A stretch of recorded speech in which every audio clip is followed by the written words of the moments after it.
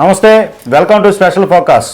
లోకేష్ శంకారం ఇప్పుడు టీడీపీ శ్రేణులకు సంబంధించి మరోసారి నూతన ఉత్తేజాన్ని కల్పిస్తుంది ఈ యొక్క శంకారం. ప్రస్తుతం ఉత్తరాంధ్రకు సంబంధించి చూస్తే సీట్లు మావే ఓట్లు మావే అని వైసీపీ ఓ వైపు చెబుతుంటే శంకారం ప్రభావంతో టీడీపీ క్లీన్ స్వీప్ అంటూ కూడా టీడీపీ నాయకులు అంటున్నారు. మనతో ఉన్నారు టీడీపీ సీనియర్ నాయకురాలు, అంగన్వాడీ, అలాగే ఎవరైతే ఈ యొక్క స్టేట్ కార్యదర్శిగా ఉన్నారు పార్టీకి టీడీపీకి సంబంధించి వాసిరెడ్డి రాధిక గారు. మేడం చెప్పండి, ప్రస్తుతం ఏదైతే ఉత్తరాంధ్రకు సంబంధించి శంకారం ఎలా కొనసాగుతుంది లోకేష్కు సంబంధించి, ఉత్తరాంధ్రలో శంకారం ప్రారంభించడానికి కారణం ఏమంటారు?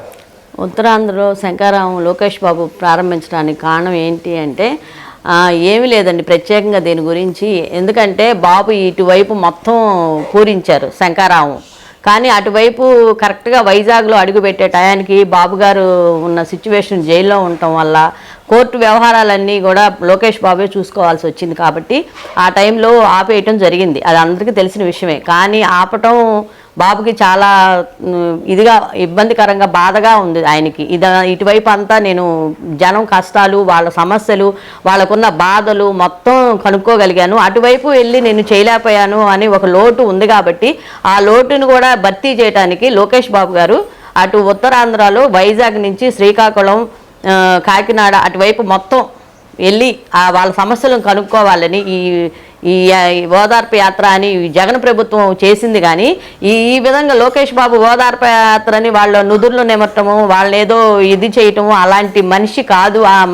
బాబు ప్రజల కష్టాలు తెలుసుకొని వాళ్ళ ఇబ్బందులు ఏంటి కనుక్కొని రేపు పార్టీ అధికారంలోకి వచ్చినప్పుడు వాళ్ళ సమస్యలను ఏ విధంగా తీర్చగలగాలి అనే ఒక ఇదితో బయలుదేరారు. కాబట్టి అటువైపు కూడా వాళ్ళ సమస్యలను తెలుసుకోవడానికి అని చెప్పి బయలుదేరటం జరిగిందండి ఈ శంకారావం. ఎలా ఉందండి స్పందన, ఎలా ఉంది ప్రస్తుతం, ఎలా వస్తున్నారు జనం అండి? అసలు ఒకప్పుడు ఎన్టీ రామారావు గారు బయటకు వస్తే చూడాలని ప్రతి వాళ్ళు వచ్చి ఆ రోజుల్లో రాజకీయంలో రామారావు గారు వచ్చినప్పుడు ఒక సినీ జీవితంలో ఆయనని మించిన ఆయన లేరు అండి. అందరికీ తెలిసిన విషయమే, రామారావు గారిని మించిన వాళ్ళు లేరు. అలాంటి వ్యక్తి ప్రజల కష్టాలని ఇది చూసి ఆయన రాజకీయంలోకి వచ్చి ₹2 బియ్యం అని ఎన్నో పథకాలు పెట్టి ప్రజల సమస్యలని పోరాడి ఆయన మంచి ఉన్నతమైన ఇదిలోకి ఉన్న రామారావు గారి మనవడు ఈ లోకేష్ బాబును కూడా అదే ఉద్దేశంతో చూడాలని అర్ధరాత్రులు కూడా బాబు ఇటు లోకేష్ బాబు యువగళంలో వచ్చినప్పుడు ప్రతి చిన్నపిల్లల దగ్గర నుంచి పెద్దవాళ్ళ దగ్గర నుంచి ముసలి వాళ్ళ దగ్గర నుంచి కూడా కాపలా కాసి అర్ధరాత్రుల వరకు కూడా వాళ్ళు వెయిట్ చేసి బాబుని చూసిన టైంలో మేము వెళ్ళి చూసామండి విజయవాడలో. అట్లానే ఈ ఓదార్పు యాత్ర అనేది చూడటానికి జనం ఎలా వచ్చారు అనేది ఎవరు చెప్పగల. టీవీల్లో చూస్తే ప్రత్యేకంగా చెప్పాల్సిందే ఉంది, లక్షల కొద్దీ జనం వస్తున్నారు. అంతేగాని బిర్యానీ ప్యాకెట్లు ఇచ్చి వాళ్ళకు మందు సీసాలు ఇచ్చి కూర్చోబెట్టి జనాలను తీసుకురావటం కాదండి. అది ప్రత్యేకంగా వీళ్ళు అన్నీ ఒక మీటింగ్ కేటాయించారంటే సారా ప్యాకెట్లు, బిర్యానీ ప్యాకెట్లు ఇలాంటివన్నీ తెచ్చి జనాల్ని ఆటోల్లో, వ్యానుల్లో, ట్రాక్టర్లలో, బస్సుల్లో ఎక్కించుకొస్తున్నారు. కానీ లోకేష్ బాబు పాదయాత్రలో మాత్రం అలా జరగట్లేదండి. యువగాళంలో కానీ ఇప్పుడు ఈ శంకారావంలో కానీ జనం కోకొల్లలుగా మా కష్టాలను తీర్చడానికి బాబు బయటకు వచ్చాడు అనే ఒక ఉద్దేశంతో ఎక్కడెక్కడ జనం వస్తున్నారండి. దానికి మనం ప్రత్యేకంగా ఏంటి ఈ జనం ఏంటి అని మనం చెప్పుకోవాల్సిన అయితే ఇది లేదండి.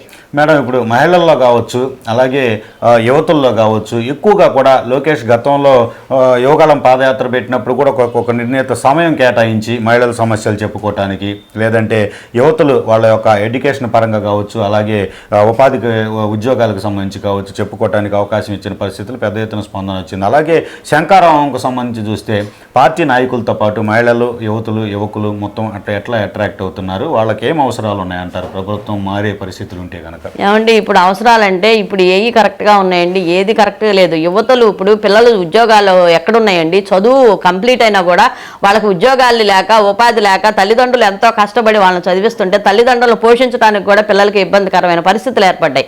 వాళ్ళకి ఉద్యోగాలు రావాలంటే కంపెనీలు రావాలి. కంపెనీలు ఉండి మనం ఆదాయం ఉంటేనే కదా మనం పిల్లలకి మంచి ఉద్యోగాలు వచ్చేది. ఆ ఉద్యోగాల సమస్య అనేది విపరీతంగా ఉంది. కాబట్టి ఇప్పుడు కొత్తగా ఓట్లు వచ్చే పిల్లలు చాలామంది ఉన్నారండి.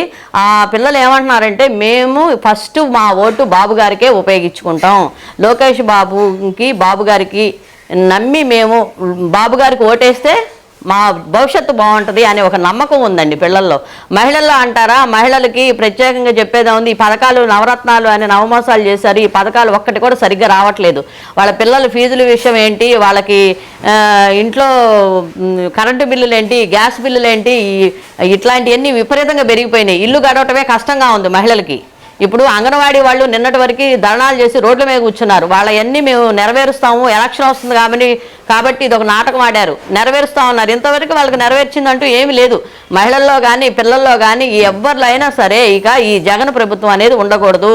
మళ్ళీ ప్రభుత్వం మారాలి, మారితేనే మన జీవితాలు బాగుంటాయి, పిల్లల భవిష్యత్తు బాగుంటుంది అనే నమ్మకం అనేది ఈ బాబు గారి మీదే ఉందండి. ఇప్పుడు ప్రజలకి పక్కాగా ఎటువంటి డౌటు లేదండి, ఈసారి తెలుగుదేశం రావటం ఖాయం అండి.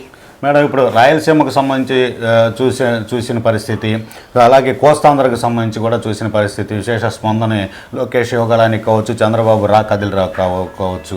ఉత్తరాంధ్రకు సంబంధించి చూస్తే గతంలో ఏదైతే ఎమ్మెల్సీ ఎలక్షన్స్కి సంబంధించి గ్రాడ్యుయేట్ ఎమ్మెల్సీకి సంబంధించి టీడీపీ భారీ మెజారిటీతో గెలుపొందిన పరిస్థితి, లోకేష్ యొక్క ప్రభావంతో రాబోయేటటువంటి ఈ శంకారావం పర్యటన ప్రభావంతో రాబోయే 2024 ఎన్నికల్లో ఉత్తరాంధ్రలో ఉన్నటువంటి జిల్లాల్లో ఎలాంటి ప్రభావం ఉండబోతుంది? ఎన్ని సీట్లు గెలవబోతున్నారు? అసలు వైసీపీకి ఎన్ని వస్తాయి అనుకుంటున్నారు, మీకు ఎన్ని వస్తాయి అనుకుంటున్నారు, మొత్తం మీకే వస్తాయి అనుకుంటున్నారా? మొత్తం మాకే వస్తాయని అయితే మేము చెప్పమండి. ఏదైనా ఒకటి అటు ఇటు అవుతుంది, కానీ ఎటువంటి పరిస్థితుల్లో బాబు గారు జైల్లో పెట్టినప్పుడే తెలిసిపోయింది ప్రజలకి ఎవరు మోసం చేస్తున్నారు, ఎవరు డెవలప్మెంట్ చేశారు. ఎవరైనా ఒక మనిషి జైల్లోకి వెళ్తే వాళ్ళు చేసిన దుర్మార్గాలు అక్రమాలు బయటకు వస్తాయి. కానీ బాబు గారిని జైల్లో పెడితే ఆయన చేసిన మంచి పనులు, ఆయన ఎంత వృద్ధి చేశారు మన రాష్ట్రాన్ని, మన రాష్ట్రం ఏ విధంగా డెవలప్ చేశారు, ఒక హైదరాబాద్ని ఏ విధంగా డెవలప్ చేశారు, పిల్లలకు ఉద్యోగాలు ఏ విధంగా కల్పించారు. ఈ రోజుల్లో అందరూ హ్యాపీగా బతుకుతున్నారంటే బాబు గారు పెట్టిన భిక్షేనని చాలామందికి తెలుసండి. అందుకని ఓట్లు అనేది ఈసారి ఎటువంటి పరిస్థితుల్లో వైసీపీకి వెళ్ళవు, మన తెలుగుదేశానికే వస్తాయి, దానిలో డౌట్ లేదు. అటువైపైనా ఇటువైపైనా ఎటువైపైనా వాళ్ళకి ఏదో 1% 2-3% ఏదన్నా ఇదిగా వస్తుంది, కానీ అంతకు మించి అయితే రావండి. వాళ్ళు మాకు 175కి 175 అనుకుంటున్నారు, ఆ కళల్లో బతుకుతున్నారు. ఆ కళలు నిజమో అబద్ధమో అని చెప్పేసి తెలిసే రోజు దగ్గరలో ఉంది, ఒక 2 నెలల్లో. అంటే వైజాగే రాజధాని, ఎగ్జిక్యూటివ్ క్యాపిటల్, అక్కడి నుంచే పరిపాలన కొనసాగిస్తానని జగన్మోహన్ రెడ్డి చెప్పినప్పటికీ కూడా వైజాగ్కు సంబంధించి ఏదైతే ఉత్తరాంధ్ర జిల్లాలకు సంబంధించి ఎమ్మెల్సీ అనేటటువంటి టీడీపీ కైవసం చేసుకుంది. వాళ్ళకి రాజధాని ఇస్తానని జగన్ చెప్పినప్పటికీ అక్కడున్న ప్రజలు మాత్రం గ్రాడ్యుయేట్ ఓటర్లు టీడీపీకి ఆ సీట్ ఇవ్వడం జరిగింది, ఆ పదవి దక్కే విధంగా కూడా స్పందించడం జరిగింది. దాన్ని ఎలా భావించవచ్చు అంటారు? ఏమండి, నమ్మనట్ట అసలు ఎటువంటి పరిస్థితుల్లో నమ్మరండి. ఎందుకంటే ఎవరికైనా ఒక ఆలోచన శక్తి అనేది ఉంటుంది. ఒకసారి మోసపోతారు, 2 సార్లు మోసపోతారు. కానీ ఇక్కడ ఉన్న రైతులు, రాజధాని రైతులు 4.5 సంవత్సరాల నుంచి వాళ్ళ భూములు ఇచ్చి, వాళ్ళ సొంత ఆస్తులు ఇస్తే వాళ్ళని ఏదో ఒక ఖైదీల్ని, గోండాల్ని చూసినట్టు వాళ్ళని ఒక పరదాలలాగా అడ్డం పెట్టి వాళ్ళకి కనపడకుండా కూడా వాళ్ళు అసెంబ్లీకి వెళ్ళి వాళ్ళ పనులు వాళ్ళు చేసుకుంటా వస్తా వాళ్ళు ఇచ్చిన భూముల్లోనే కట్టారు. మరి అసెంబ్లీని శ్మశానాలు అన్నారా? అన్నవాళ్ళు అక్కడ కూర్చొని మాట్లాడిన రోజులు ఉన్నాయి, పరిస్థితులు ఉన్నాయి. కానీ ఆ రైతులు అంత ఇబ్బంది పెడితే కళ్ళతో చూసిన వైజాగ్ జనం ఎలా నమ్ముతారండి? ఇప్పుడు ఇక్కడి నుంచి తీసుకెళ్ళిన చెత్త అక్కడ వేస్తామంటే ఇక్కడైనా చెత్తే అక్కడైనా చెత్త అని లోకేష్ బాబు ఎప్పుడో చెప్పారు. అట్లానే ఇక్కడ చేయనోడు అక్కడ ఏం చేస్తాడు అనుకుంటారు వాళ్ళు. ఇక్కడే సరిగ్గా చేయటం చేతగా లేదు, అక్కడ ఏం చేస్తాడని వైజాగ్ ప్రజలు నమ్ముతారండి. ఎక్కడో దాకేందుకు విజయమ్మ కూడా ఒకసారి వైజాగ్లో ఓడిపోయింది కదా. ఇంకా వైజాగ్ను మాయ చేయాలంటే వైజాగ్ ప్రజలు, ఇక్కడ ప్రజలైనా అక్కడ ప్రజలైనా అందరూ ప్రజలే కదా. ఎవరికి వచ్చినా కష్టమే కదా. సుఖాలు ఒకటి కాదేమో కానీ కష్టాలు అందరికీ ఒకటే కదా. ఎలా నమ్ముతారు? అందుకని ఈసారి ఎటువంటి పరిస్థితుల్లో వీళ్ళు ఎన్ని మోసాలు చేసినా నమ్మటానికైతే ప్రజలు సిద్ధంగా లేరండి. వీళ్ళు మందు బాటిల్స్, సారా బాటిల్స్ పంచి ఓట్లు విషయంలో ఏదైనా ఇబ్బందికరమైన పరిస్థితులు ఏర్పాటు చేస్తారేమో, రౌడీ రాజకీయాలు చేసి. కానీ అటువంటి టైంలో జనము వాళ్ళ తెలివితేటలు ఉపయోగించుకొని వాళ్ళ ఓట్లు వాళ్ళు సద్వినియోగం పరుచుకుంటే, బాబు గారిని గెలిపిస్తే మాత్రం పిల్లల భవిష్యత్తులు బాగుంటాయి, ప్రతి వాళ్ళు హ్యాపీగా బతుకుతారు. లేకపోతే మనం ఇంకా 20 సంవత్సరాలు వెనకబోయే పరిస్థితి ఏర్పడుతుందండి. Thank you madam. ఇది పరిస్థితి. లోకేష్ ఏదైతే శంకారావం పూరించిన నేపథ్యంలో ఒక యోగాలంకు ఎలాంటి స్పందన వచ్చిందో అంతకు మించి శంకారావం కార్యక్రమానికి వస్తుందని ఏదైతే టీడీపీ సీనియర్ లీడర్ వాసిరెడ్డి మా రాధిక గారు చెప్తున్నటువంటి పరిస్థితి అయితే ఉంది. జగన్మోహన్ రెడ్డి అక్కడ క్యాపిటల్ ఇస్తానన్నప్పటికీ కూడా వైజాగ్ ప్రజలు నమ్మబోరు అనేటటువంటిది కూడా చెప్తున్నారు. ఈసారి 2024కు సంబంధించి విశేష స్పందన అనేటటువంటిది ఓట్ల రూపంలో టీడీపీకి చూపించే పరిస్థితి ఉంటుంది అనేటటువంటి ఆశాభావం వ్యక్తం చేస్తున్నటువంటి తీరు ఉంది.